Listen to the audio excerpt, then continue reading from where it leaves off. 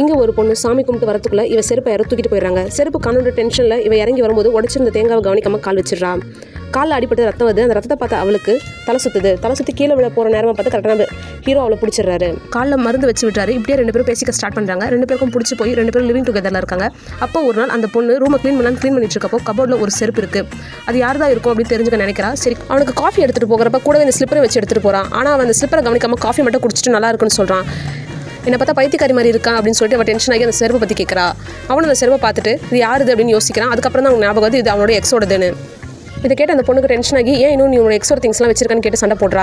இது என்கிட்ட இருக்குன்றது எனக்கு ஞாபகம் இல்லைன்னு சொல்லிட்டு நம்ம ஹீரோ அங்கேருந்து போயிடுறான். அந்த பொண்ணும் இதை நினச்சி பல நாள் தூங்காமல் இருக்கா. ஒரு நாள் இவங்க 2 பேருக்கும் ஆர்குமெண்ட் பெருசாகி அந்த பொண்ணு அந்த வீட்டை விட்டு வெளியே போயிடுறா.